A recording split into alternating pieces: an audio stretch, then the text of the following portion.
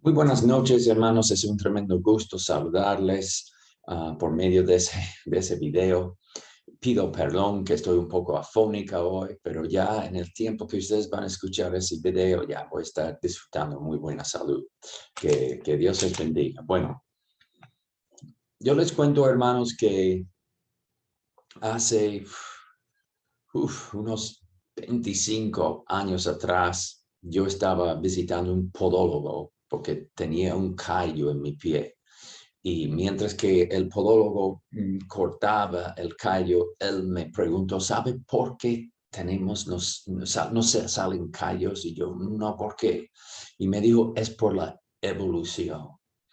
Dijo que cuando nosotros evolucionamos de los simios, nuestro pie evolucionó del simio para no usar zapatos, y cuando nuestro cerebro evolucionó y nos dio la posibilidad de inventar zapatos, el pie no evolucionó para zapatos, y por esta razón nos salen callos por la evolución.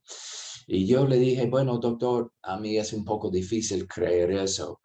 Y él dijo, bueno, yo sé que tú eres pastor y tú tienes que aceptar la Biblia, creer la Biblia, pero vamos a ser sinceros. Si tú cierres tu Biblia y miras a las evidencias científicas, tú sabrás que las evidencias científicas están a favor de la evolución. Y qué pena que hay hombres que piensan eso, pero para mí es más penoso todavía que hay muchos cristianos que tienen esa idea de que si cerramos la Biblia y miramos a las evidencias científicas están a favor de la evolución. Yo quiero mostrarles hoy, hermanos, que nada es más lejos de la verdad. Eh, yo creo en la Biblia. Ustedes saben que yo creo mucho en la Biblia. Soy director de un seminario bíblico, um, y yo creo que la Biblia es la palabra de Dios infalible, inerrante, pero yo voy a aceptar el desafío de ese podólogo, ese médico, y voy a cerrar mi Biblia en este video, y vamos a mirar a las evidencias científicas y vamos a ver si las evidencias científicas están a favor o en contra de la evolución.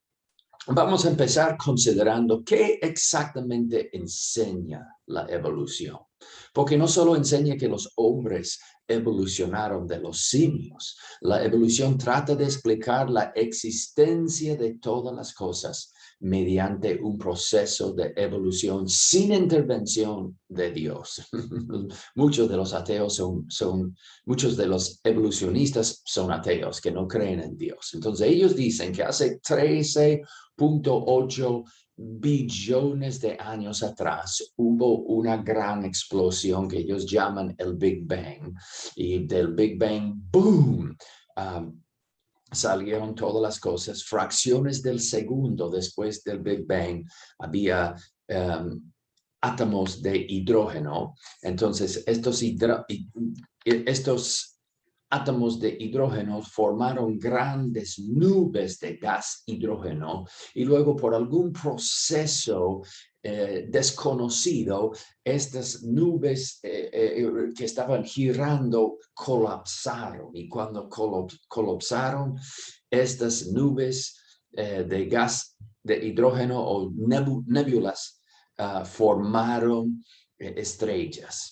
Y entonces formaron miles de millones de estrellas, todos ellos por nubes de gas que colapsaron, y como estaban girando las nubes de gas, entonces las estrellas están girando, y los planetas que van rotando o haciendo órbita alrededor de las estrellas también están girando. Entonces, así formaron las galaxias.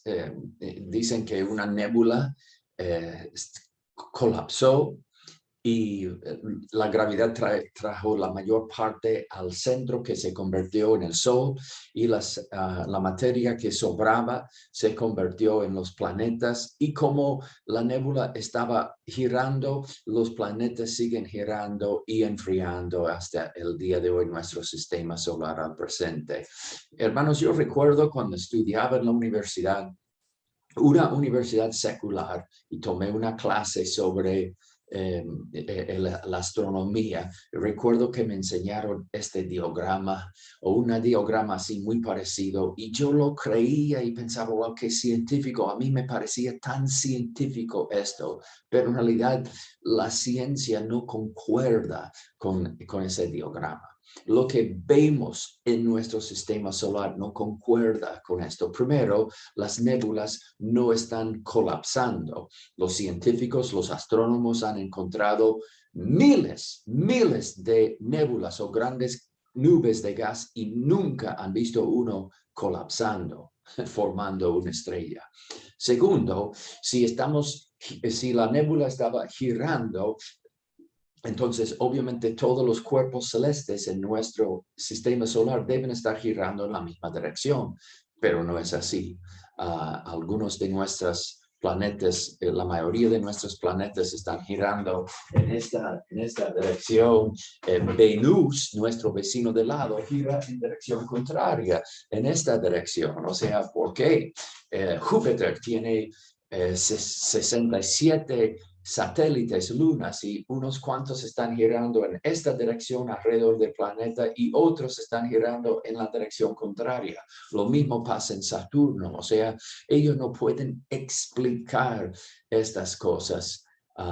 Esta teoría no concuerda con lo que vemos en la ciencia. Entonces vemos que en realidad parece científica, pero no es científica.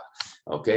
Según ellos, nuestra Tierra se formó hace unos 4.6 billones de años, 4.6 mil millones de años, y por la pura suerte tenemos agua, y en el agua había muchas químicas, y las químicas se juntaron, y por un proceso desconocido, una célula viva evolucionó de materia inorgánica. Wow. De químicas llegó la vida. Y esta célula empezó a multiplicar y duplicarse y variarse por la evolución, y durante los siguientes 1.000 millones de años se evolucionó a diferentes especies de células, y de pronto ya nuestro mar estaba llena de todo. Eso sucedió en el mar, y el mar estaba llena de animales unicelulares. Y luego estos células unicelulares, estos organismos unicelulares sin cerebro, ellos se juntaron por un proceso desconocido. Mira, tantos procesos desconocidos en la teoría de la evolución. Por un proceso desconocido, células independientes, sin guianza, sin cerebro, se juntaron y formaron un animal multicelular. Bendito sea el nombre de Darwin. Con él todo es posible. Y yo pregunto, ¿cómo hicieron esto? Los animales multicelulares tienen sistemas de digestión, sistemas de nerviosas, sistemas musculares, sistemas de reproducción. O sea, todos estos sistemas tienen que estar en pie desde el inicio, o no puede reproducir. Entonces, ¿cómo pretenden ellos de que estas células independientes se formaron y formaron estos sistemas tan complejos? No tiene explicación. Bueno, y las células, los animales multicelulares multiplicaron y diversificaron a través de la evolución. Entonces, según los evolucionistas, hace 530 millones de años atrás, así se veía nuestros océanos. Ya estaban llenos de animales, de plantas, de vida. Y de esta vida vienen todas las especies que encontramos hoy en día. ¿Ok? yo quiero que sepan que yo no estoy de acuerdo con estas fechas, 530 millones de años. Yo creo que la Tierra tiene 6,000 años, como indica la Biblia, pero voy a usar estas fechas en esta presentación para que ustedes sepan qué es lo que ellos enseñan. Pero no confundan, no vayan pensando, hermano Wayne dijo que la Tierra tiene 530 millones de años. No, no, no, no, yo no creo eso para nada. Estoy mostrándoles lo que ellos creen, ¿ok? Y quiero también que se fijan que estos animales son lo que llaman exoesqueleto. ¿Qué significa exoesqueleto? Significa que su sistema esqueleto está afuera y la carne está dentro. Por esta razón en Perú, cuando tú comes langostinos ricos, un chupe de camarones, tienes que como romper la cáscara del camarón para sacar la carne que está dentro. La cáscara es el exoesqueleto, el sistema esqueleto que está afuera y la carne dentro. Según la evolución, los peces evolucionaron hace 510 años y el pez es endoesqueleto, sistema esqueleto dentro y carne fuera. Entonces, la evolución ilógicamente enseña que un animal, una madre exoesqueleto, dio a luz a un hijo endoesqueleto. Es una locura, no es ciencia para nada, es pura ficción. Y ellos no explican cómo fue que este evolucionó. Los anfibios supuestamente evolucionaron hace 350 millones de años de los peces. Y ellos, como puedes ver, son muy diferentes, pero según ellos evolucionaron y los anfibios multiplicaron y diversificaron. La mayoría seguían siendo anfibios, pero algunos se atrevían a evolucionarse en reptiles. Y los reptiles evolucionaron de los anfibios hace unos 320 millones de años. Qué lindo. Otra vez, alabado sea el nombre de Darwin. Con él todo es posible. Anfibios que ponen huevos dentro del agua evolucionaron en reptiles que ponen sus huevos en la tierra. Tremenda brujería. ¿Ok? Luego de los reptiles, los mamíferos evolucionaron hace 222 millones de años. Y esta es una fecha muy fácil de recordar, 222 millones de años evolucionaron los mamíferos. Y para que sepan, los primeros mamíferos eran ratoncitos, roedores, como la rata. Muy bien. Y luego, hace 47 millones de años, las musarañas, que era un tipo de mamífero, subieron a los árboles y evolucionaron. Y dentro del árbol, ellos necesitaban mejor vista para no golpear la cabeza contra ramas, mejor control de las manos para poder agarrar las ramas, y todo eso exige más cerebro. Entonces su cerebro fue evolucionando y las musarañas se pusieron más y más inteligentes. Y un día, hace 35 millones de años, las musarañas evolucionaron en monos. Levantan sus manos y alaban a Darwin. Qué lindo es Darwin, que evolucionan todos esos animales sin dejar ninguna evidencia en el registro de los fósiles. Y luego los simios evolucionaron hace 20 millones de años de los monos. Y los simios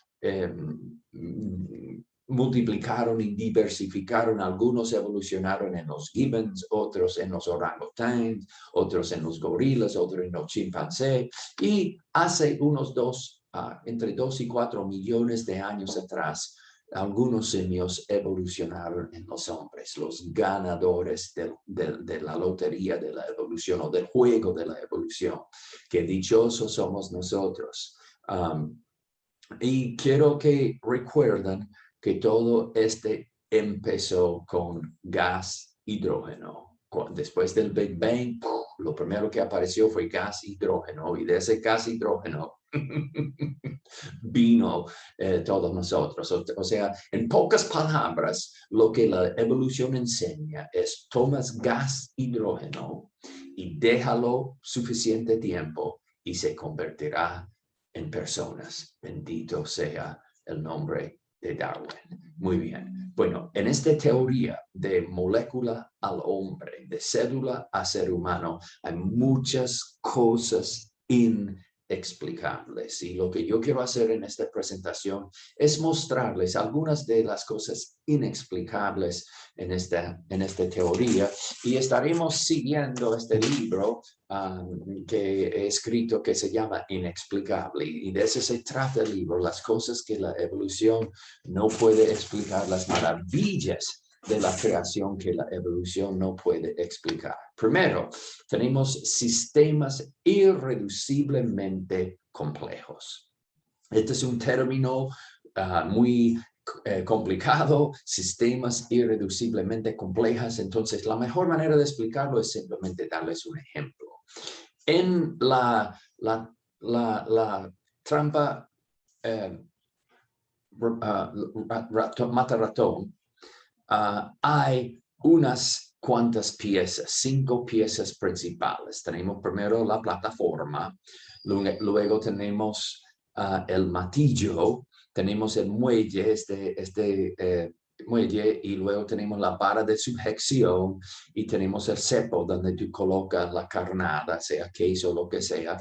Y este es un ejemplo de un sistema irreduciblemente complejo. Tiene 5 piezas y cada una de las 5 piezas tiene que estar presente o no funciona. Tú no puedes empezar con una plataforma y cazar algunos ratones, añadir una vara de sujeción y matar más, un matillo y matar aún más, luego un muelle y no.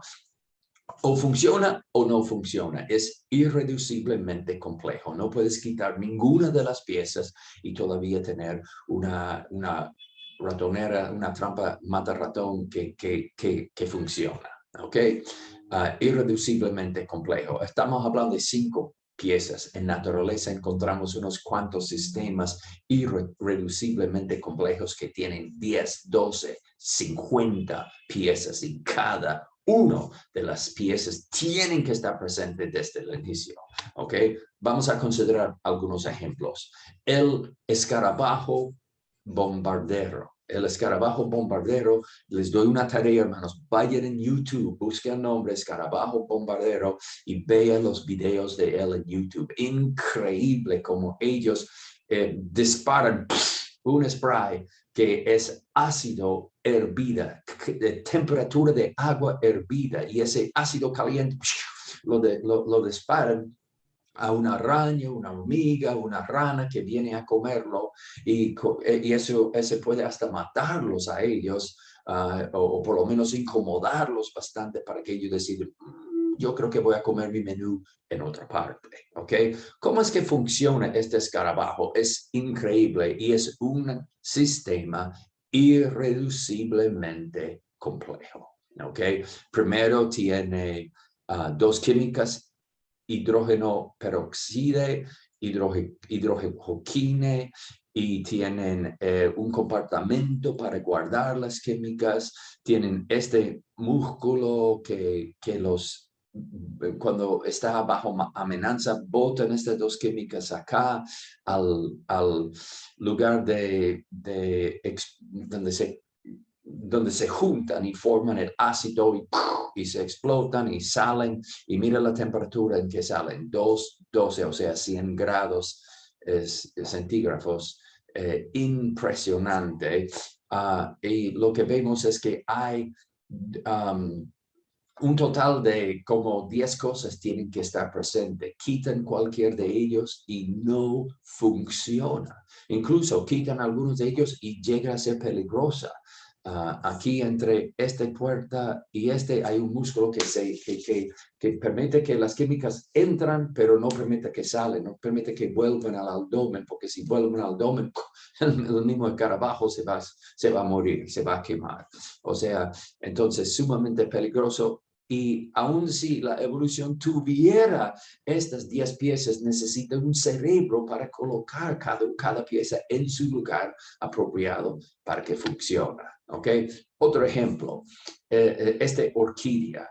Mi esposa y yo vivíamos 12 años en Colombia. Colombia es número 1 en orquídeas en el mundo. Y este es mi favorito, el Coryanthes speciosa. El Coryanthes speciosa también se llaman la orquídea del balde o de la cubeta, porque viene con una cubeta. Y la manera que este funciona, en realidad es una maravilla. Lo que sucede es que tiene una glándula que produce un olor irresistible. Entonces la abeja está volviendo a su nido y huele un olor irresistible. Entonces tienen que descender para investigar. Entonces la abeja viene y aterriza acá. Y este aparato acá es muy resbalosa. Entonces la abeja cae. ¡Ah! ¿Y dónde cae? Dentro de una cubeta.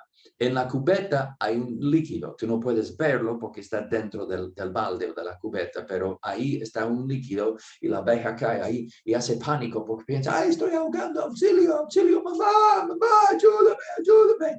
Y de repente él se fija que hay una ventana de escape.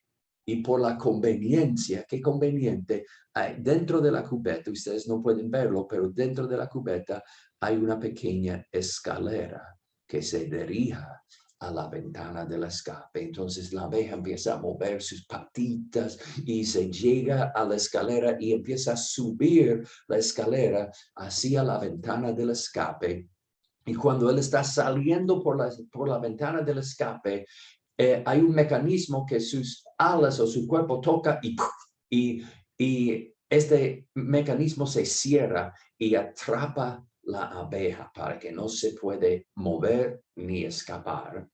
Y no es para comer la abeja, no quiere comer la abeja, lo único que quiere hacer es reproducir. Entonces luego hay 3 tentáculos y los 3 tentáculos vienen y uno deposita una gota de pegante en la columna o la espalda de la abeja, y luego otro deposita un saco de polen y lo sujeta ahí hasta que se seca. Y cuando se seca, abre y el mecanismo abre y la abeja sale volviendo a su nido con un saco de polen conectado, pegado a su espalda. Y wow, si uno piensa acá, es una maravilla, un sistema irreduciblemente complejo. Necesitamos 12 piezas. Uno, necesitamos la glándula que produce un olor irresistible. Sin esto, la abeja nunca va a venir para explorar. 2, el aparato resbalosa que hace caer la abeja. 3, la cubeta. 4, la glándula que produce un líquido dentro de la cubeta, porque si no hay un líquido, la abeja cae y se sacude y sale. 5, necesita la ventana del escape. 6, la escalera que se dirija a la ventana de escape. 7, el mecanismo que atrapa la abeja. 8, 9 y 10, los 3 tentáculos. Y luego necesito permiso.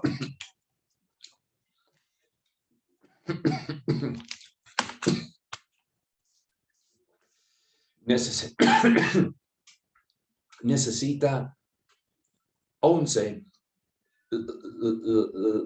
la gota de pegante y 12 el saco de polen. Estos 7 cosas, estas 12 cosas tienen que estar presentes, y quita cualquier de ellos y no funciona. Quita cualquier. Quita el líquido y no funciona. Quita la escalera que se dirige a la ventana del escape y la abeja se ahoga en la cubeta. Para mí, lo más chistoso sería si la evoluciona todos los 11 y falta uno. Solo falta la gota de cola, la gota de pegante. Y la abeja pasa por todo este proceso increíble y sale, y de una vez que va volando a casa, el saco de polen se cae porque no ha sido pegado, pero lo pega. Y el siguiente día, cuando la abeja vuelva a trabajar y huele otro olor irresistible y baja, descienda a otra orquídea y cae en la cubeta, esta vez no se asusta porque ya está acostumbrado, él nada un poco, da algunas vueltas, se baña y después él busca la escalera, suba por la escalera y cuando está saliendo el mecanismo se cierra, lo atrapa y recuerdas que son 3 tentáculos. El primer tentáculo viene y quita el saco de polen de la orquídea del día anterior y luego otra gota de pegante, otro saco de polen y así reproduce el flor. Es una maravilla de maravillas y si tú crees en un Dios todo sabio, todopoderoso, es muy fácil explicar el origen de esta orquídea, que Dios lo hizo para maravillarnos. Pero quita Dios del asunto, que lo que los evolucionistas tratan de hacer y no se puede explicar cómo pudo haber evolucionado paso a paso esta orquídea tan compleja. Es un sistema irreduciblemente complejo. Luego tenemos el flagelo bacteriano. El flagelo bacteriano que algunas células, como la esperma de los hombres, tienen para ayudarles a nadar en líquido. Y el flagelo viene del nombre latino que quiere decir azote, porque así mueve como un azote. Y en el principio, en los años 60, cuando los microscopios no tan potentes miraban a la cédula y veían el flagelo, ellos decían, eso es simplemente un aparato que se mueva y nada. Pero en los años 70, cuando inventaron el telescopio más potente y miraban al motor que está ubicado acá, que mueva el flagelo, descubrieron algo increíble, otro sistema irreduciblemente complejo, no con 10 piezas, no con 12 piezas, con 50 diferentes piezas, cada pieza hecha de proteínas. Y estas proteínas, cada uno de ellos tienen que estar presente. Quita cualquier de ellos y deja de funcionar el aparato. Y en realidad leí un libro de eso que se llama Convencido por las evidencias. Tremendo libro. Todavía no ha sido traducido en español, pero se llama Convinced by the Evidence, o sea, convencido por las evidencias. Y cuenta la historia de algunos científicos que eran puros ateos, no creían en Dios. Y cuando miraban en el microscopio este motor, al instante se hicieron creyentes, porque decían, no hay manera que este motor tan complejo pudo haber evolucionado a través de un proceso. Y escribieron ese libro convencido por las evidencias y se han hecho creyentes. Michael Peavy es uno de ellos que llegó a ser creyente porque él vio ese motor y dijo, no hay manera que se pudo haber evolucionado solo por la causalidad ciega. No, tiene que haber un diseñador que hizo este aparato tan complicado, tan complejo. Amén. Muy bien. Y luego, otra cosa inexplicable son los bichos raros de la naturaleza. Bichos raros, el ornitorrinco es un ejemplo de un bicho raro. Mira, tiene pico como un pato, tiene cola como un castor, tiene garras como un gallo, tiene cabello como un oso, produce leche como una vaca, pone huevos como una gallina, tiene veneno como una culebra y utiliza sonar como un delfín. ¡Wow! Entonces, ¿de qué evolucionó el ornitorrinco? Porque tiene un poquito de todo y los evolucionistas no pueden explicarlo. Incluso es tan maravilloso ese animal que cuando los primeros exploradores de Australia trajeron uno a Inglaterra de regreso y lo enseñaron muerto ya, pero lo trajeron, y cuando los científicos, la comunidad científica de Inglaterra lo miraban, decían, no, este es un fraude. Seguro que ustedes han cosido estas partes ahí para hacerlo ver como real, pero no vamos a caer en ese gancho. Fue hasta que trajeron uno vivo que se dieron cuenta, wow, es la verdad, ese es un animal auténtico, es un bicho raro, y la evolución no puede explicar cómo evolucionaron esos bichos raros. El caballito del mar. El caballito del mar es un pez. Me parece una locura. La mayoría de peces nadan así. Este nada así. Es el nadador más lindo de todos los peces. Y tiene una cola así para agarrar y tiene su boca como un caballo. Es bien extraño. Pero la cosa más extraña del caballito del mar es que son los machos que alumbran. Wow, los machos que alumbran. Acá puedes apreciar un muchacho macho varón alumbrando, y pueden entrar en YouTube y ver videos de los caballitos del mar machos alumbrando. ¿Cómo lo hacen? Bueno, él tiene una bolsa por acá, y la madre deposita los huevos fertilizados dentro de la bolsa, y luego ella se va nadando y nunca más vuelva a tener interacción con su esposo o con sus hijos.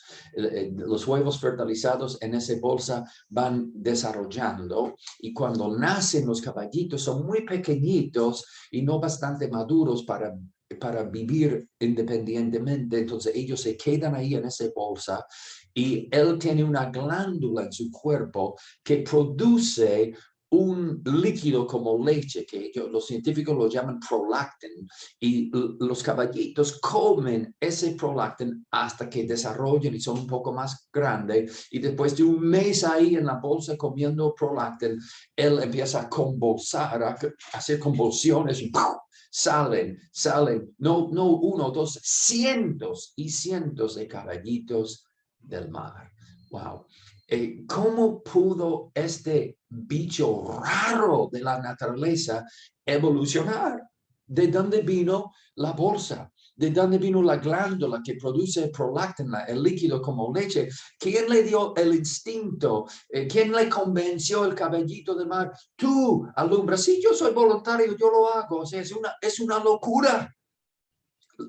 Si tú crees en un Dios todo sabio, muy fácil explicar el origen de ese bicho raro, pero tú quitas Dios del asunto y no puedes explicarlo.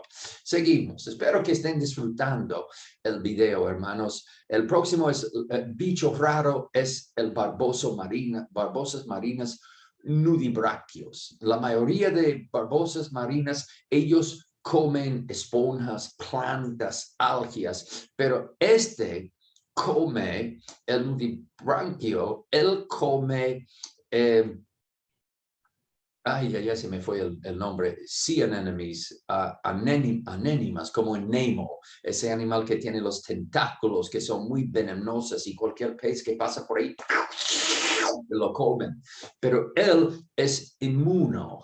Él tiene una inmunidad a esos tentáculos, y él viene y los come la anémone, y cuando él come, todas esas proteínas van a su estómago, pero los tentáculos picazones que tienen el veneno, ellos no pasan por el estómago, ellos van por otros tubos, que hay tubos que conectan al estómago y lo llevan acá hasta la cola, y hay una fábrica dentro de este nudibraquio que va reciclando esos tentáculos venenosos y lo convierten en su propia defensa. Y otra vez busquen el nombre acá en YouTube y ustedes pueden ver videos de él utilizando estos tentáculos que no son de él, sino reciclados de lo que él come para su propia defensa. Wow.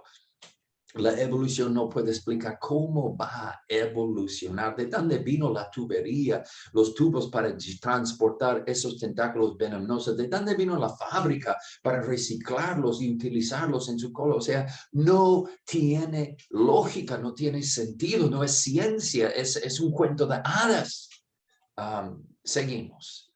El registro de los fósiles. La evolución no puede explicar el registro de los fósiles. Como hemos visto en el principio de la presentación, supuestamente los peces evolucionaron en anfibios, los anfibios evolucionaron en reptiles y los reptiles se dividieron. Algunos reptiles seguían siendo reptiles, otros evolucionaron en aves y otros evolucionaron en mamíferos. Entonces, obviamente, si la evolución es cierto, debemos encontrar en el registro de los fósiles animales que son medio pez, medio anfibio, o sea, un pecibian.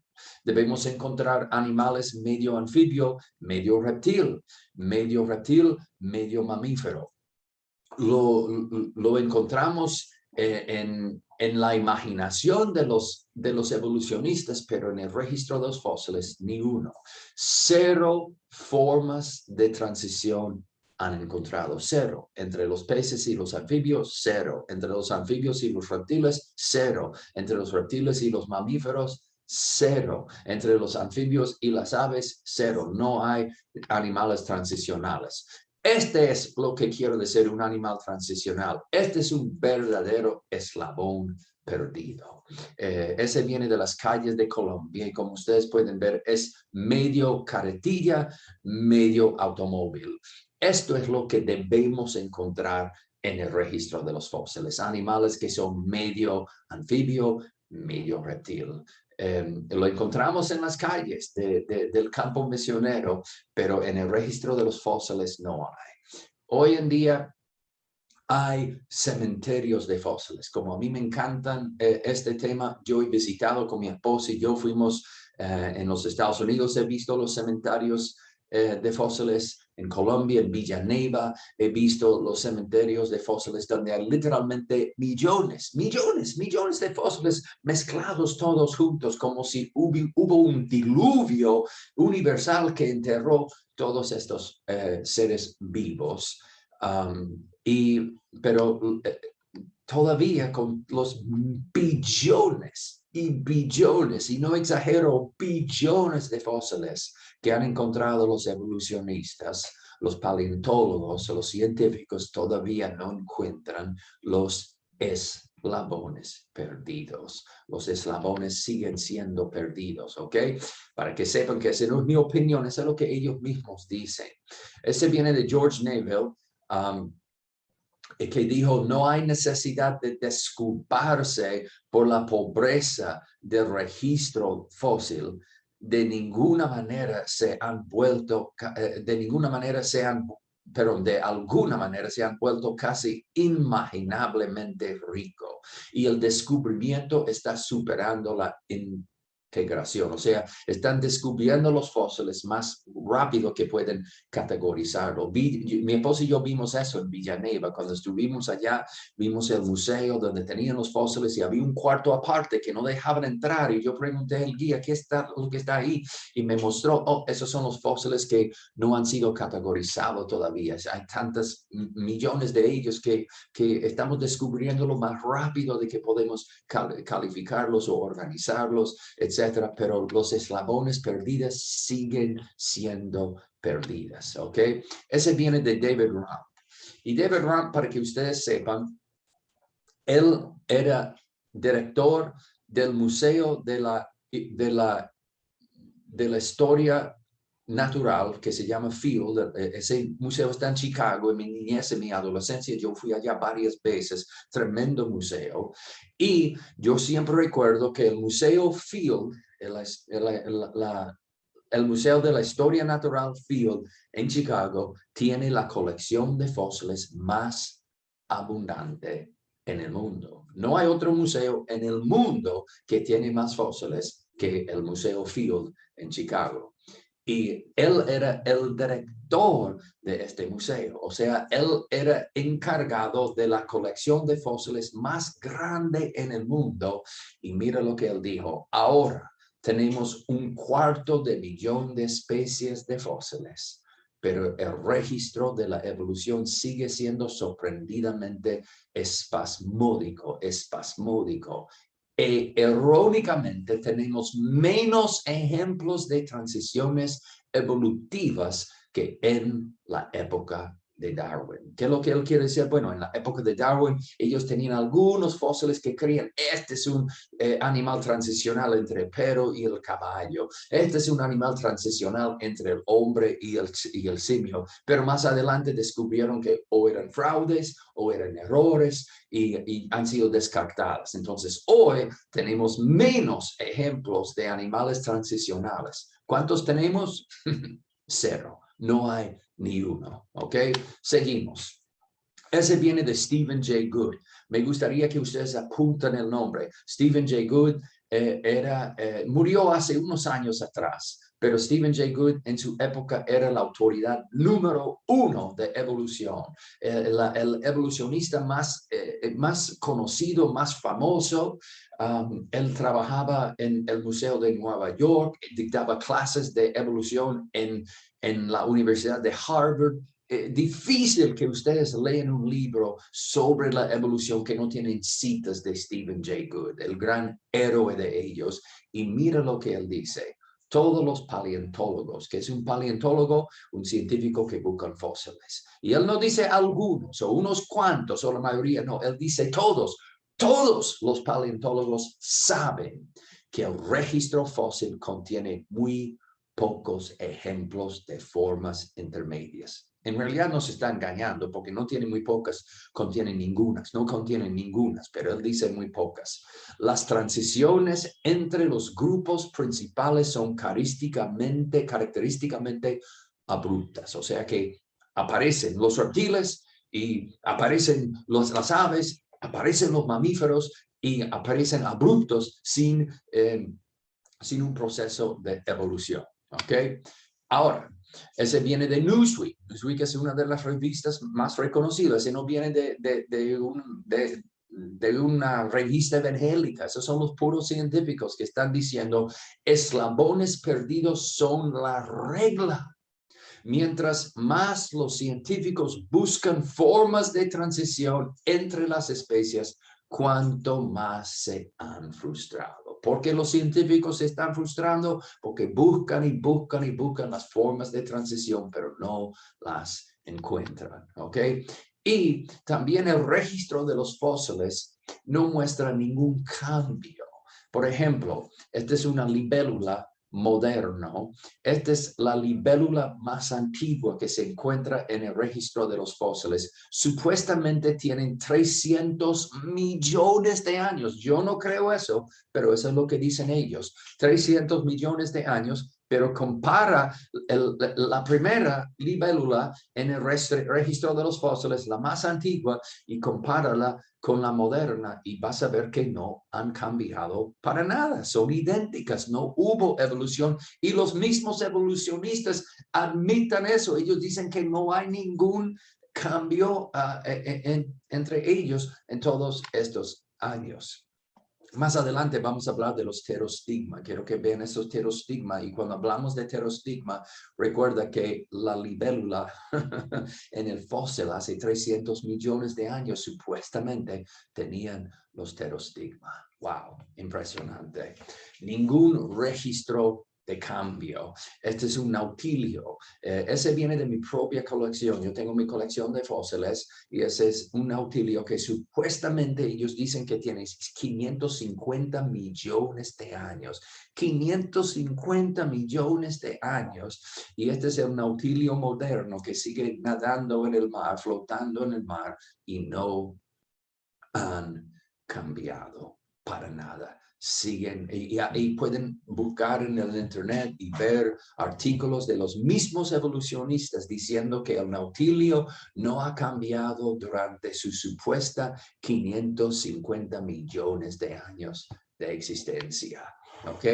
Luego, otra cosa que la evolución no puede explicar es el huevo del reptil. Porque los evolucionistas, todos, no unas, no la mayoría, todos, 100% de los evolucionistas creen que el reptil evolucionó del anfibio. Obviamente, entonces si el reptil evolucionó del anfibio, el huevo reptil evolucionó del huevo anfibio. Eso es la pura lógica. Pero comparamos el huevo del anfibio y es como parece mermelada, no tiene cáscara, no tiene bueno, solo lo único que tiene es el embrión que puedes ver acá, una como gelatina y una masa de yema. No está en un saco ni nada, simplemente una masa. Y eso es suficiente para el creador, para hacer el anfibio. Pero el reptil, mira tan desarrollado, tan complejo que es. Primero tiene la cáscara, que parece cuero duro. Luego dentro tenemos este órgano acá que se llama el amniótico, y este es como un motivador que proteja la criatura que está dentro del embrión, porque a veces se mueva el huevo, y si tú eres un anfibio embrión, tú no necesitas un saco amniótico porque el mismo agua te proteja. Pero si tú estás en el huevo y la mamá te está moviendo, tú estarás recibiendo muchos golpes. Así que el huevo viene con ese saco amniótico. Luego tiene increíble, el saco de desechos. El nombre científico es allantois, el allantois, o sea, en pocas palabras, un saco para desechos, una bolsa para su popó. Ahora, si tú eres un embrión anfibio, tú no necesitas un allantois, porque tú haces su necesidad y el mismo agua lo lleva y te mantienes limpio. Pero si tú estás preso dentro del huevo de un reptil durante 2 o 3 semanas, tú debes orar a Dios, por favor, Dios, dame un allantois, dame un saco para guardar mi estiércol, o la cosa se va a poner, recontra fea, recontra cochina. Y tenemos que preguntar, también tiene un saco para guardar la yema. Este no tiene saco. Entonces tenemos que preguntar, ¿de dónde vino todos estos órganos? El huevo anfibio no tiene. Entonces, ¿cómo fue que el huevo reptil evolucionó? Hubo una madre adrina que tiene una vara mágica que necesitamos una cáscara. Ahí tiene su cáscara. Necesitamos un órgano motivador para protegerte. Tiene su saco amniótico. Necesitamos un lugar para guardar el popó. ¡Boom! Tiene su allantois. Despreocúpate. O sea, este no es evolución, este no es ciencia, este es pura un cuento de Hades. Es una locura. ¿Ok? La evolución no puede explicar el origen del huevo reptil. Otra cosa que la evolución no puede explicar son las relaciones simbióticas. ¿Qué es una relación simbiótica? Una relación simbiótica es una relación beneficiosa entre dos especies. ¿Ok? Yo recuerdo hace unos 15 años atrás, yo hice un viaje con mi cuñado a Puerto Maldonado, donde hicimos una caminata de 3 días en la selva de Perú, muy lindo, con un guía Xénica que conocía la selva como la palma de su mano. Y yo oraba porque yo había visto monos en zoológicos, en lugares así, pero nunca había visto en su ambiente natural. Entonces yo, siendo pastor, misionero, yo oraba, Señor, por favor, permítanos ver monos. Y 20 minutos dentro de nuestra caminata vi una gran manada de monos que estaban pasando y vi que eran 2 tipos. Había monos ardilla, que son muy pequeñitos y parecen una ardilla, y luego tenía el mono capuchín, que es como el tamaño de un perro pastor alemán, grandecitos. Y yo los vi juntos, mezclados, y pregunté a mi guía Shenika, ven acá, ¿por qué están juntos? Por lo general, las diferentes especies pelean, no quieren estar juntos. ¿Por qué están juntos? Y él me dijo, buena pregunta, gringo. Esta es una relación simbiótica. Lo que pasa es que el mono ardilla tiene un olfato muy desarrollado, muy fuerte. Puede oler la fruta que ellos comen desde 2 kilómetros de distancia. ¡Wow! 2 kilómetros de distancia. Pero es tan pequeña, tan delicada, que no puede romper la cáscara. Y solito moriría de hambre. El mono capuchín tiene muy mal olfato. No puede ubicar la fruta que come. Pero es bastante fuerte para romper la cáscara. Entonces, él solo moriría de hambre porque no se ubica la fruta. Entonces, ellos forman esta amistad beneficioso. Cada uno contribuye algo y ambos sacan un beneficio. El mono ardilla ubica el fruto, el mono capuchín rompe la cáscara y todos entran y lo comen. Impresionante. ¿Cómo hubiera evolucionado estas relaciones simbióticas? Mi favorito es este pez que se llama el pez dentista del mar. Otra vez, entren en YouTube, vean los videos. Hay camarones, cangrejos y peces que hacen el trabajo de dentista. Este es un pez águila que es un horrible depredador. Y cuando él come, partes de comida, de carne, entran los dientes y empiezan a pudrir y le da mal aliento y no puede encontrar una novia porque pesta. Entonces él va al dentista y la mayoría de peces tiene un color como camuflaje para que no lo descubran, pero este viene marcada con una raya azul neón bien brillante y a veces hasta hace un baile para atraer clientes. Y viene el cliente, ese horrible depredador, y abra la boca. Y este dentista del mar entra en su boca y come la carne que está pudriéndose entre los dientes. Él recibe una limpieza gratis. Él recibe un menú gratis. Y la evolución no puede explicar cómo pudo evolucionar esta relación simbiótica. Ellos dicen por instinto. Él evolucionó el instinto de no masticar su dentista y el dentista evolucionó el instinto de nadar dentro de la boca de un horrible depredador y hacerle una limpieza. Supuestamente ellos firman un contrato delante de un notario público. Yo prometo no masticarte si tú me das una buena limpieza. Evolución no puede explicar cómo evolucionó, qué hubiera pasado si él hubiera evolucionado el instinto de entrar en su boca y él todavía no evoluciona el instinto de no masticarlo. No tendríamos sobrevivencia de los más aptos, tendríamos extinción de los más estúpidos. O sea, no es científico, es una pura tontería. ¿Ok? Seguimos. Hormigas. Otra vez en la selva de Puerto Maldonado vi un árbol que tenía alrededor del árbol pura tierra negra. Y yo pensando, wow, acá en la selva todo es verde, pero nadie crece alrededor de este árbol.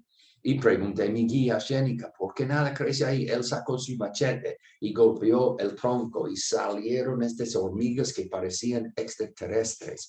Tenían esa mandíbula larguísimo, grande, y salió abriéndolo y cerrándolo. Se escuchaba me asusté bastante. Y él puso guantes y abrió el árbol y él dijo, esta es otra relación simbiótica. el árbol contiene diferentes cuartos donde se puede ver las obreras trabajando, cuidando a los niños, alimentando, preparando la comida. Ahí pueden ver los hombres, los machos, mirando partidos.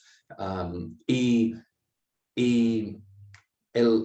la hoja del árbol producía una pelotita de proteína y ellos lo cosechan y lo comen.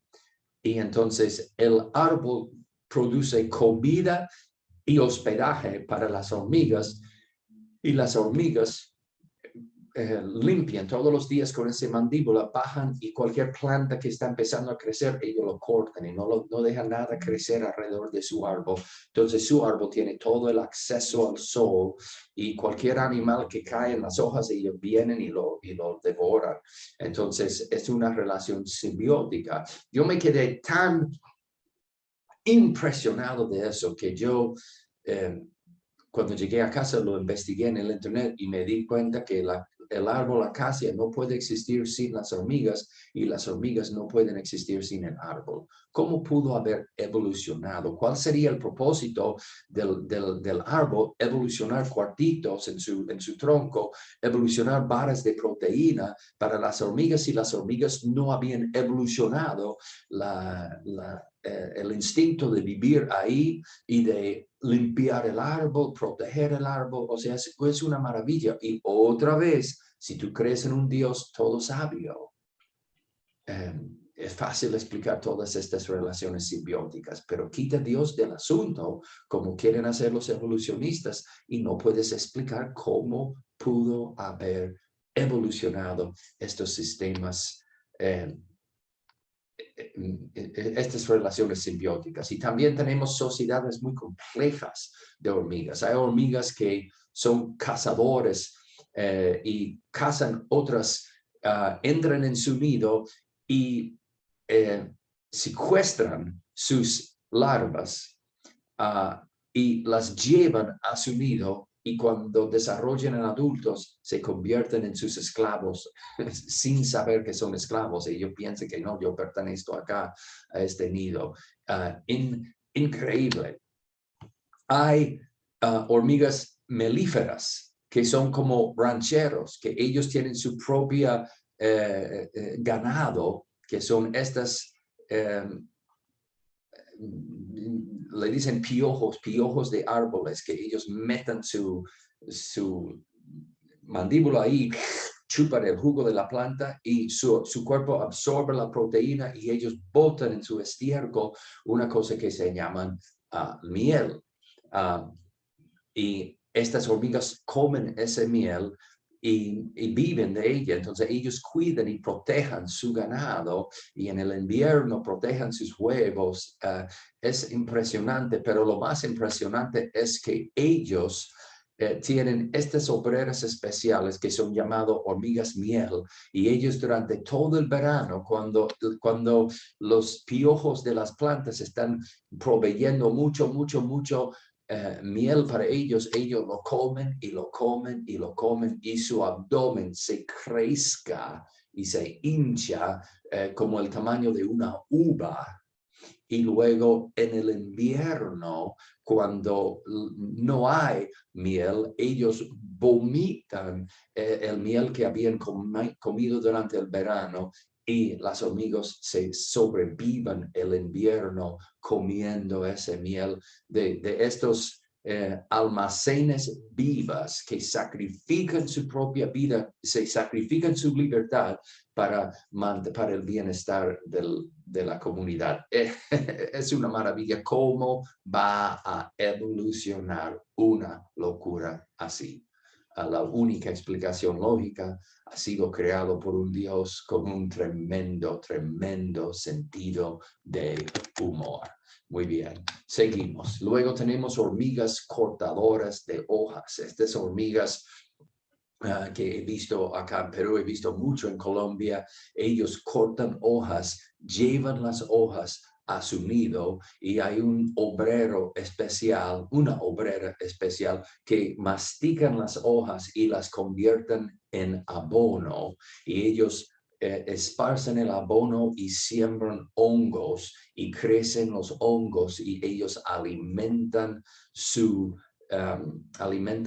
colonia comiendo hongos. Ellos crecen, son hormigas agricultoras que crecen sus propios hongos y ellos hacen su propia tierra, su propio abono de las hojas.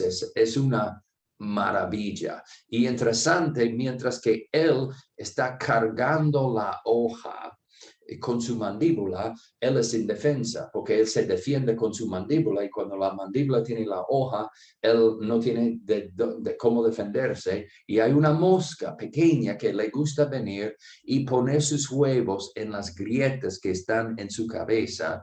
Y si él llega al nido con esos huevos, los huevos nacen y estas pulpas, larvas de las moscas contaminan el nido y la colonia. Entonces, hay un minimum, se llama una obrera mínima, que es muy peleona y muy pequeña, y mientras que él está cargando la hoja, ella está defendiéndole. Y si la mosca viene para poner los huevos, él se viene con su mandíbula y pelea contra la mosca y no deja que la mosca pone sus huevos. ¿Cómo va a evolucionar algo así? Es impresionante, ¿ok? Y luego tenemos migraciones, viajes migratorias que la evolución no puede explicar. Y hay muchos aves que hacen increíbles viajes. Yo voy a mencionar mi favorito. Mi favorito es el aguamiel barcola. El aguamiel de barcoa, él vuela todos los años desde Alaska hasta Nueva Zelanda. Y luego vuelva acá a las Islas Filipinas y vuelva a Alaska. Pero este viaje que hace es 11,700 kilómetros sin parar, sin escala, sobre el océano. Impresionante. ¿Cómo vas a volar 11,700 kilómetros sin escala? Y es un pequeño pajarito, el tamaño de mi mano, y vuele 11,700 kilómetros durante 9 días sin escala. Pierde la tercera parte de su peso corporal durante el viaje. Es una pura maravilla, pero este no es la maravilla del aguamiel de barcola. La maravilla de ese pájaro es lo siguiente. Los padres ponen los huevos en Alaska en la primavera. Sus criaturas nacen, ellos los crían, los alimentan, les enseñan a volar. Y luego, durante todo el verano están criándolos, etc. Y en el otoño, los padres, como muchos aves migratorias, dejan sus crías atrás y vuelan 11,700 kilómetros sin escala hasta Nueva Zelanda y esperan sus hijos.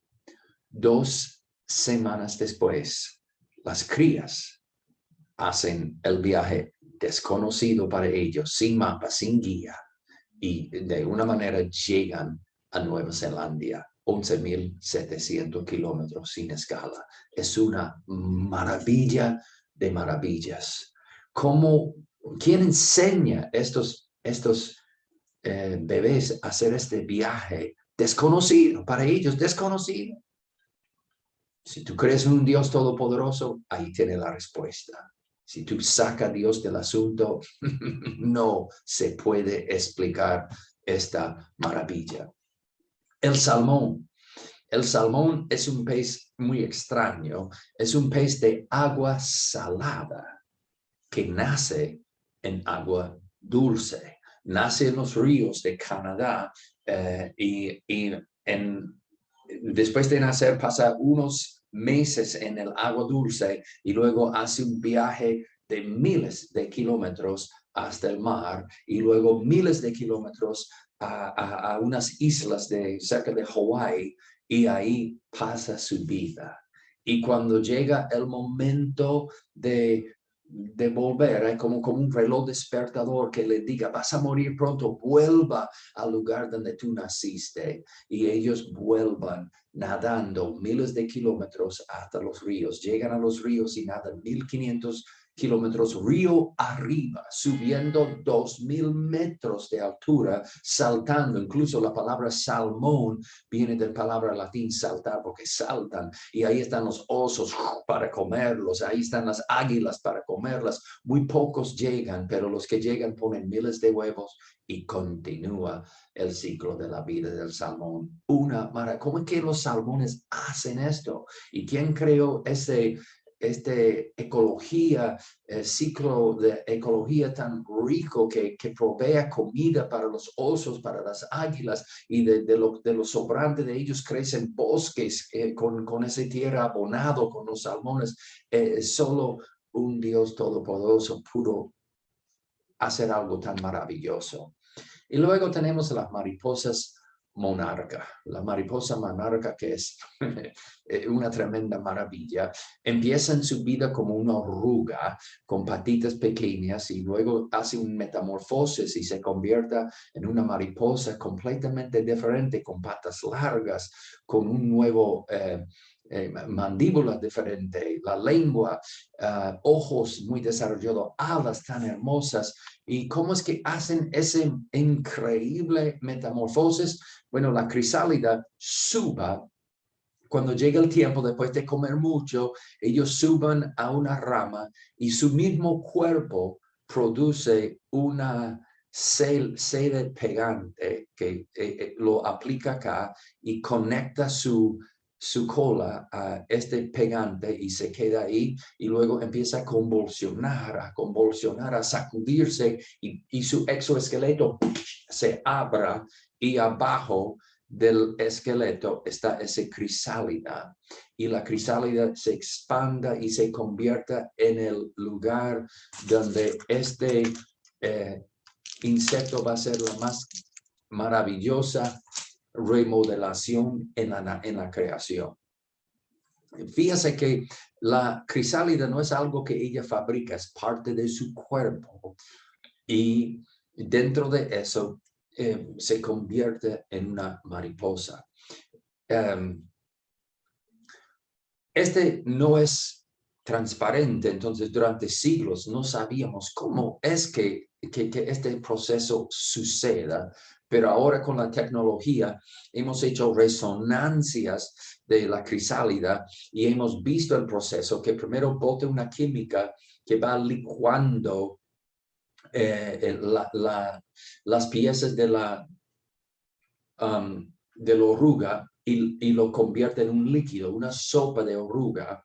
Y luego de estas piezas de la oruga hace una mariposa, y unos 10 días después, ¡pum!, sale Susi Mariposa, una maravilla de maravillas. Y estos mariposas hacen un viaje migratorio impresionante. Ellos vuelan como unos 10,000 kilómetros desde el centro de México hasta Canadá, ida y vuelta todos los años. Y lo hacen en una manera increíble. Son 4 generaciones que hacen este viaje. La 4ª generación pasa su verano, su invierno acá en el centro de México, en unos árboles, y en la primavera temprana, en el mes de febrero, ellos empiezan a volar hacia el norte. Cruzan el Río Grande, llegan al sur de los Estados Unidos, y ahora es un poco más complicado porque Trump puso la muralla, pero ellos llegan allá, reproducen, ponen sus huevos y mueren, ¿ok? Entonces, la primera generación de este año nacen como orugas, comen las plantas, hacen su metamorfosis espectacular, y las mariposas de la primera generación viven 2 semanas. Y quiero que recuerden eso. ¿Cuánto tiempo viven? 2 semanas. ¿Qué hacen durante esas 2 semanas? Vuelan hacia el norte. Vuelan hacia el norte, al lugar central de los Estados Unidos, reproducen, ponen sus huevos y mueren. Y luego la segunda generación de este año nacen en el parte central de los Estados Unidos como orugas, comen mucho, hacen su maravillosa metamorfosis, y los adultos de la segunda generación, ¿cuánto tiempo viven? 2 semanas. ¿Y qué hacen durante esas 2 semanas? Vuelan hacia el norte, vuelan hasta el lugar norte de los Estados Unidos, reproducen, ponen sus huevos y mueren. Y luego la tercera generación de este año, ya estamos en pleno verano, nacen en el lugar, en el norte de los Estados Unidos, como orugas, y ellos comen y comen y comen y hacen su metamorfosis, se convierten en mariposas, y estas mariposas adultas de tercera generación viven ¿cuánto tiempo? 2 semanas. ¿Y qué hacen durante esas 2 semanas? Vuelan al norte, y vuelan al norte hasta Canadá, y ahí en Canadá reproducen, ponen sus huevos y mueren. Una maravilla.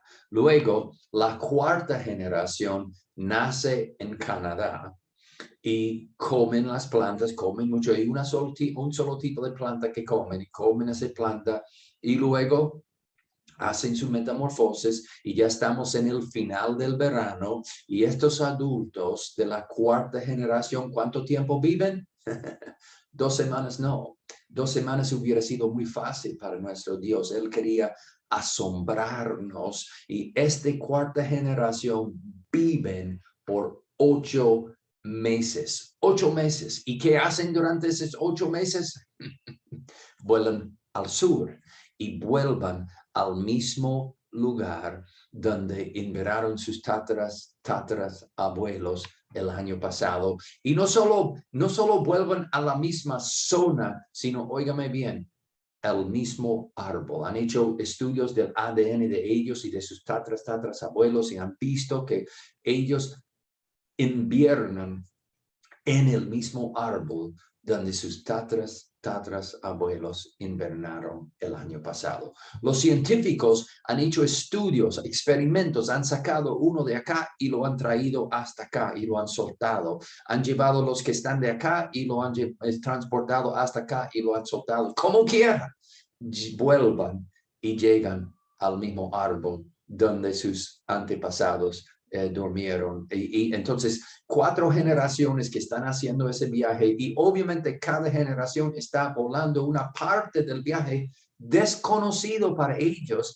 Y de nuevo, vuelvo a decir, si tú crees en un Dios todopoderoso, todo sabio, esta migración es muy fácil de explicar. Es facilísimo para Dios crear algo así, pero quita Dios de la ecuación y no hay manera de explicar cómo va a evolucionar este viaje de tan largo entre 4 generaciones, cada generación haciendo su parte del viaje desconocida, y cómo va a evolucionar este ciclo de vida loca de 2 semanas, 2 semanas, 2 semanas, 4 meses. Es una imposibilidad científica.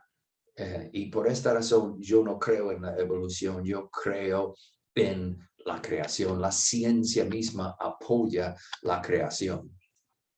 Y por último, quiero hablarles de las libélulas. La mariposa hace una metamorfosis completa. La metamorfosis completa consiste en 4 etapas: huevo, larva, pulpa, adulto.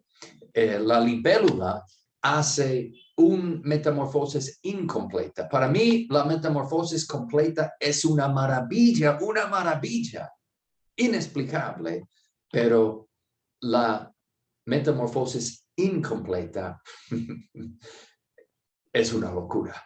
me deja sin aliento. No puedo respirar cuando veo esta maravilla de maravillas.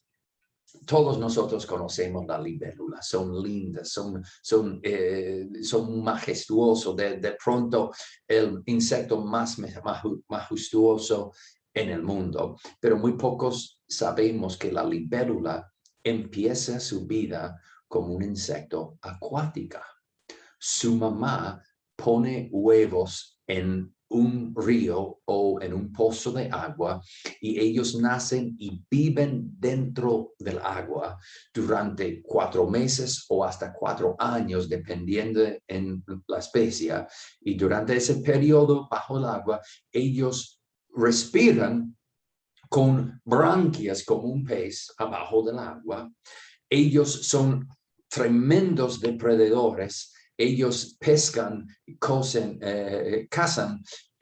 otros insectos acuáticos, cazan renacuajos, o sea, los bebés de las ranas, pescan pececitos pequeños y ellos crezcan y crezcan y crezcan. Y cuando llega el momento, dependiendo, puede ser 4 meses, puede ser 4 años, cuando llega el momento, ellos salen del agua en la mañana y se conectan a una planta y ahí su cuerpo rompe y sale una libélula.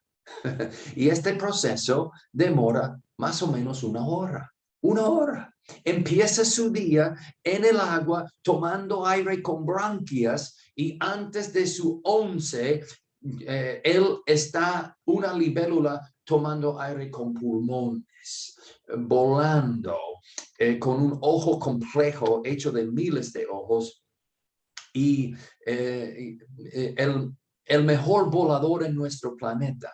Puede volar adelante, puede volar atrás, puede volar de lado en lado, puede quedar flotando en el espacio, en el aire. Son increíbles y ellos pueden alcanzar velocidades de 40 kilómetros por hora. No trates de correr más rápido que una libélula. Ellos te alcanzan fácil, 40 kilómetros por hora.